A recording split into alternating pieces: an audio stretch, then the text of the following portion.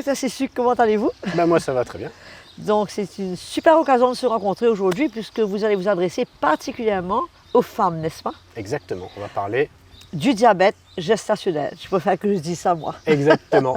Et ça effectivement, ça ne touche que les femmes. Voilà. Donc docteur Damien, ça s'adresse uniquement aux femmes enceintes ou même celles qui ont l'intention d'être enceintes? Alors c'est une excellente question. Il faut savoir que quel que soit le diabète, une fois que vous êtes enceinte, votre diabète devient un diabète gestationnel. Si vous étiez diabétique de type 1 avant et que vous tombez enceinte, vous devenez diabète gestationnel. Si vous étiez diabétique de type 2, vous tombez enceinte, vous êtes diabète gestationnel. Dans tous les cas? Dans tous les cas, parce que c'est une entité à prendre à part en tant que telle.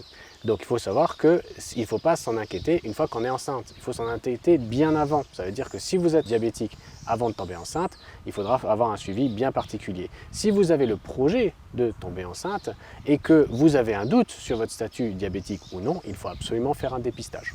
Mais est-ce que c'est possible que quelqu'un ne soit pas diabétique et qu'il tombe enceinte par la suite, elle tombe enceinte, et qu'elle ait le diabète gestationnel quand même?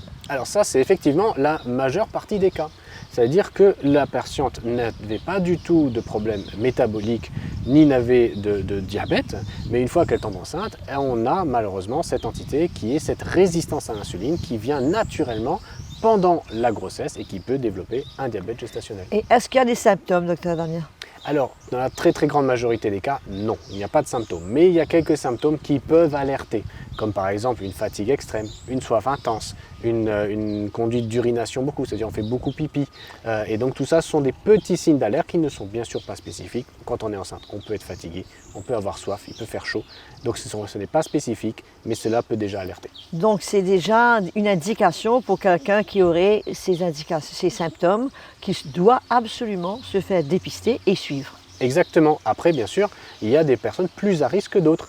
Si jamais vous êtes en état d'obésité, c'est-à-dire en surpoids avec un IMC supérieur à 30, vous êtes à plus haut risque. Si jamais vos parents sont diabétiques, vous êtes à plus haut risque. Si vous, en tant que bébé, vous pesiez plus de 4,1 kg à la naissance, vous êtes à plus haut risque. Et bien sûr, si vous avez déjà fait un diabète gestationnel, vous êtes nettement à plus haut risque que la population générale.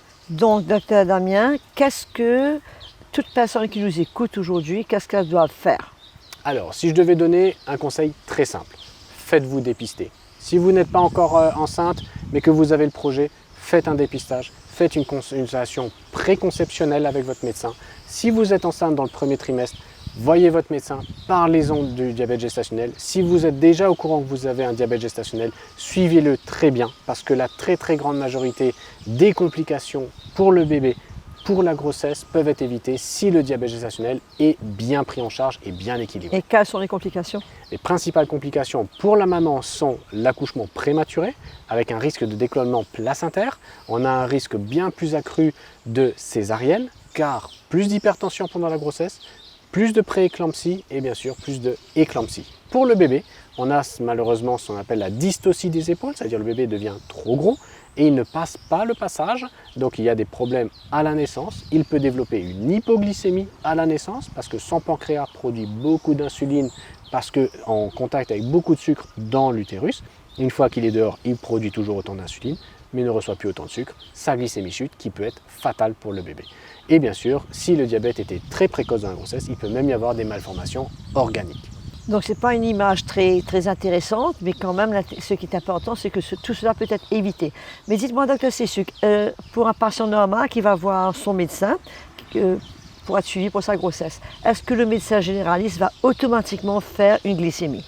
Alors, on n'est pas censé le faire à chaque fois, mais ce serait bien de le faire. Et après, à chaque fois qu'on a des consultations type grossesse, on demande souvent un bilan. Je sais que moi, à chaque fois que je vois les femmes enceintes en consultation, je demande un bilan et la glycémie est forcément dedans. Si votre médecin n'y pense pas, proposez-le lui de rajouter la glycémie dans votre bilan.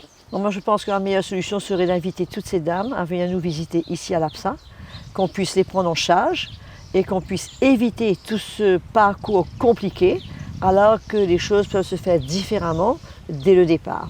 Et un petit conseil en passant, si je peux ajouter, c'est de dire aux femmes qui ont l'intention d'être enceintes, si elles sont déjà en surpoids, j'aimerais vraiment les encourager à faire un programme de perte de poids, d'amincissement, avant de se retrouver enceinte, puisque ça ne peut qu'éviter des complications. Je ne suis pas médecin, mais si vous pouvez bien confirmer cela. Ah, je le confirme à 100%, et c'est vrai que ça demandera, on va dire, des meilleures dispositions et une prédisposition pendant la grossesse. Après, il faut une étroite collaboration entre les médecins, les gynécologues et les pédiatres.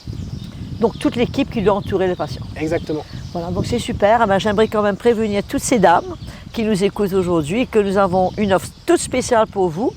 À partir du 1er septembre, les rendez-vous sont ouverts à l'APSA. Il y a toute une équipe de médecins qui a été entraînée pour vous suivre. Et il y aura les 25 premières nous téléphoner, auront une consultation gratuite. Et pourquoi pas une d'entre vous avec le docteur Stésuk. Avec grand plaisir. En tout cas, vous êtes les bienvenus. Appelez-nous 467 5858 ou le 136. N'hésitez pas, mentionnez, c'est pour un rendez-vous pour le diabète gestationnel et on va prendre soin de vous et vous verrez, tout va bien se passer. Je vous dis à bientôt et merci de nous avoir écoutés.